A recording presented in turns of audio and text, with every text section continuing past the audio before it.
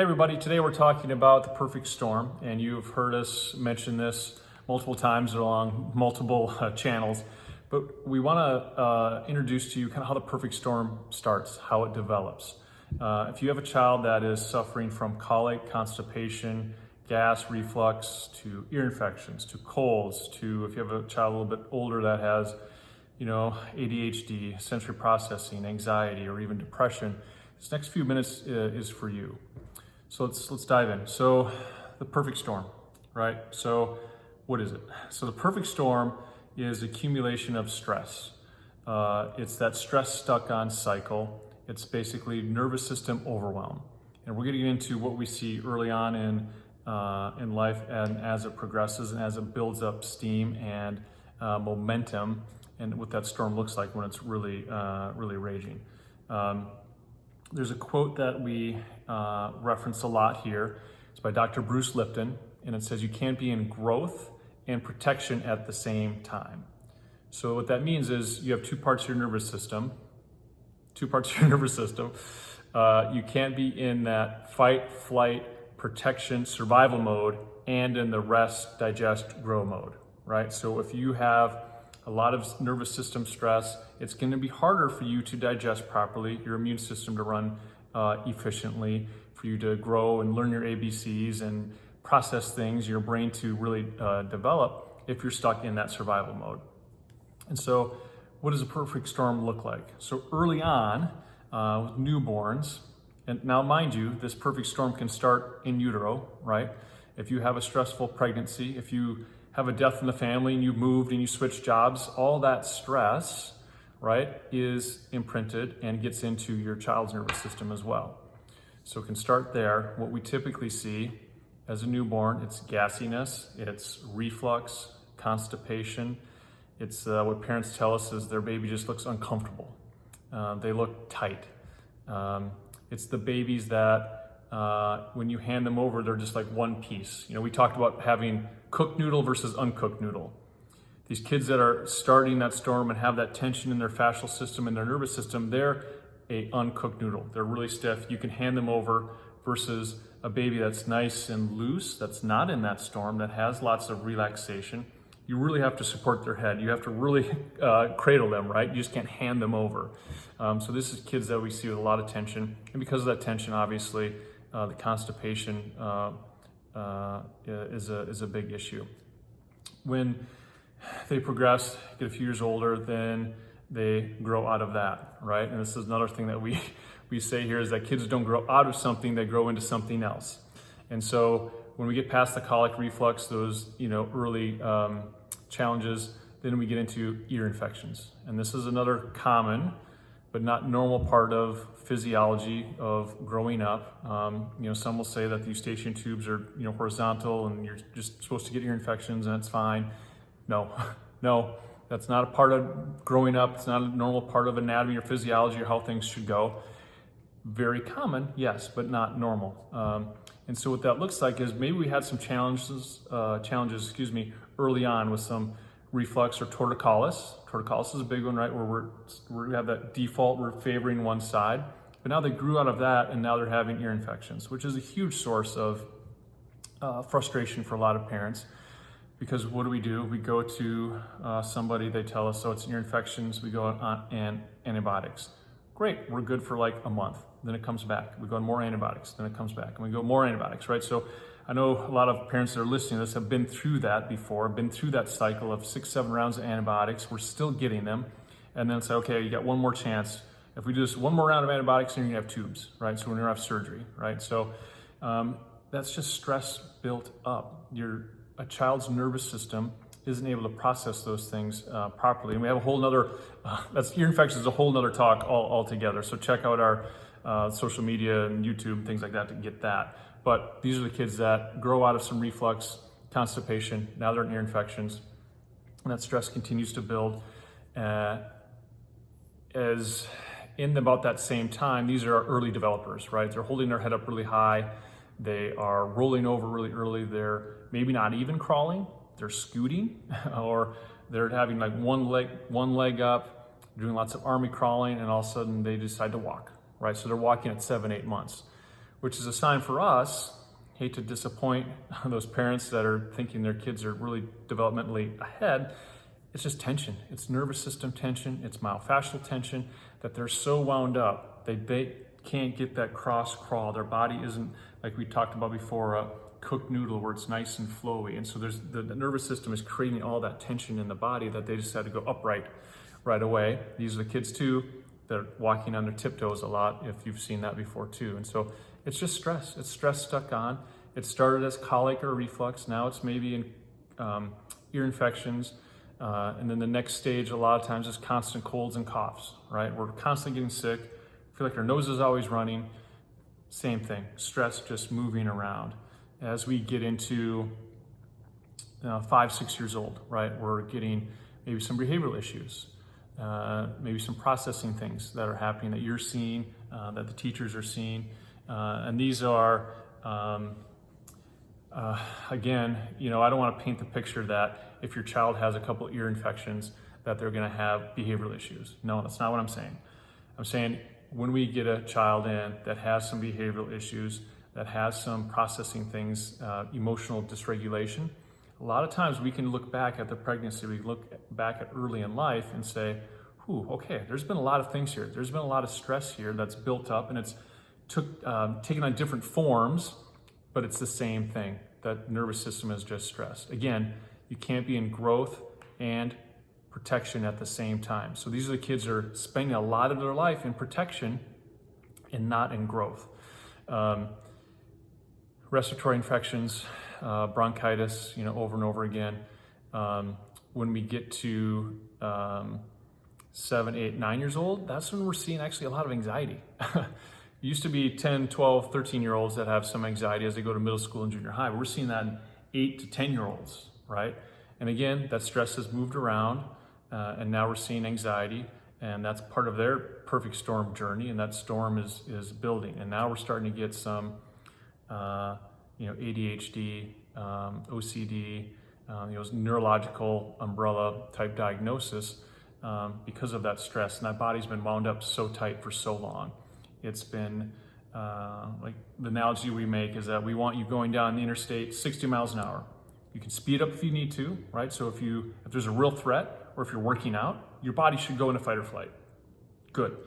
But when the threat is over, you're back from hockey practice, then your body should calm down. It should go back to 55 miles an hour. Oh, we're sleeping? Great. Let's even slow that down a little bit more. And to do those things throughout the day and safely, and have your nervous system be adaptable to those changes instead of just going 99 miles an hour and we can't process, we can't see those things coming.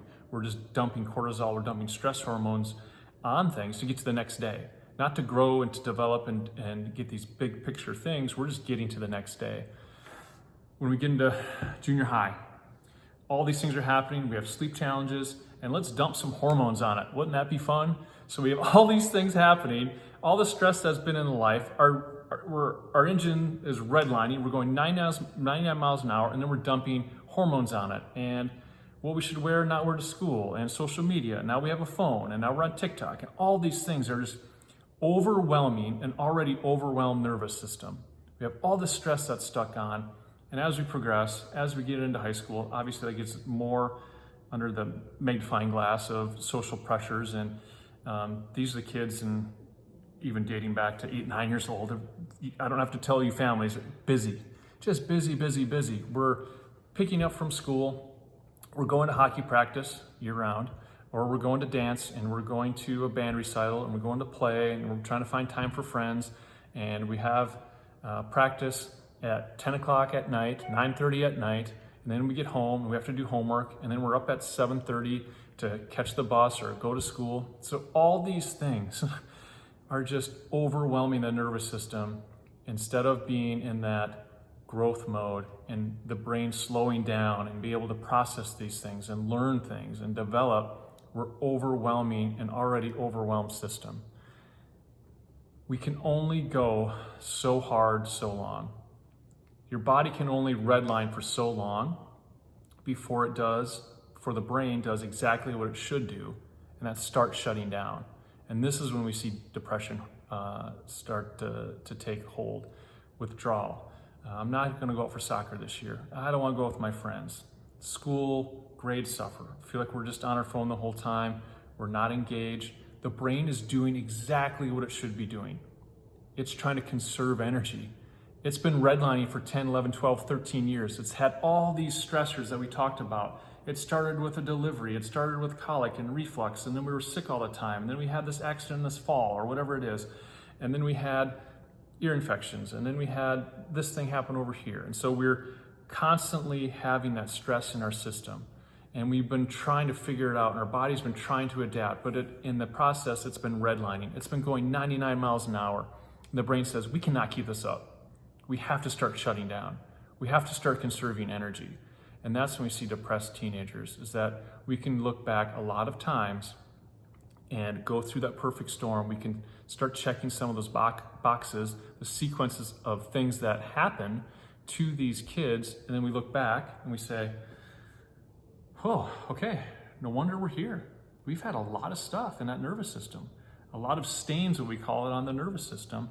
And there's a great book, The Body Keeps the Score. I don't know if you guys have read that. It's a great book, The Body Keeps the Score. It talks about trauma and stress being built up and staying, and almost being stains on that nervous system, right? So you have this lifelong stress stuck on, and that's another thing we look at is, well, what percentage of life have they been really in that fight or flight?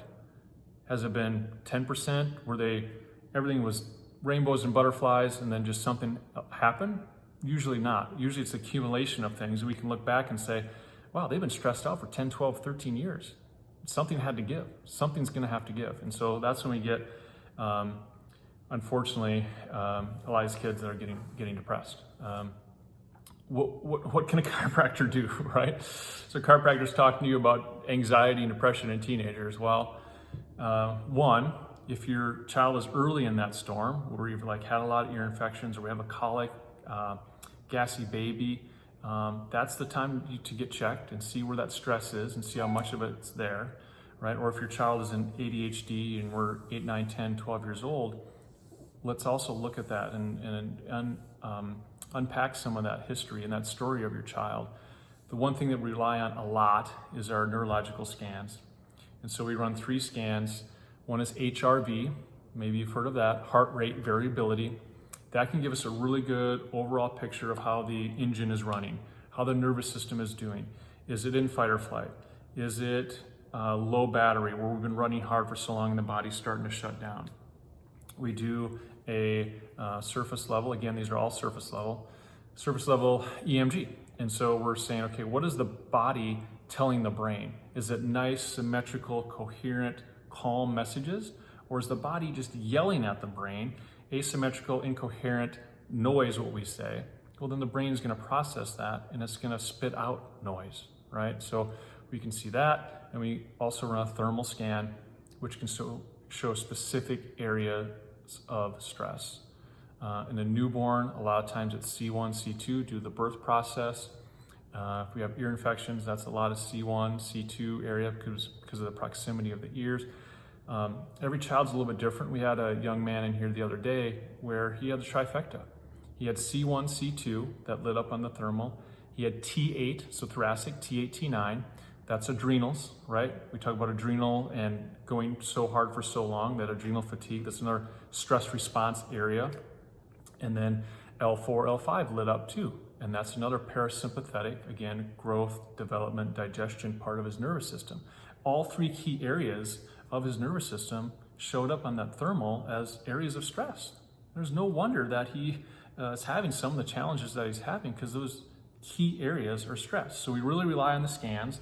It's great objective data for parents and if they're old enough to understand the child, the kid to understand and see. And we use those as we go along the care plan to say, hey, what are the trends that are we looking at? Is this moving in the right direction? And that's huge for us and myself as a doctor to say, oh, there's certainty there. There's objective data that just doesn't think I can help, or that chiropractic can be a way out. There's objective data that says, ooh, I'm thinking that's where it was because that's where the story is, and that's confirmed there. I can see that there. And then we can measure that, and we can check that as we go on. So thanks for sticking with me for, it looks like 15 minutes. We have lots of resources on a lot of these things on our website. and our YouTube. We'll do links in the bio, and we'll do all that stuff that you guys can get a hold of a lot of these things. I think if keep learning, keep continuing the conversation, checking out some of these things that we have online and our website. If you want to reach out, we'll do a free call. I'm happy, so happy to jump on a call with anyone, and especially a parent that has some issues or concerns, I should say, with their child, and just see if we're a good fit, see if this makes sense. And we're running a back to school special now where it's really, really easy to come in, get scanned, get some momentum going before the start of the year. So please reach out, text, call us, email us, keep learning, keep looking at a lot of these different things that we're talking about. YouTube is a great resource for us. We have a full length perfect storm webinar, basically, where we dive a lot into the science and the different sequence of a lot of these things that we just talked about. So we're there for you. We're here to help in any way we can.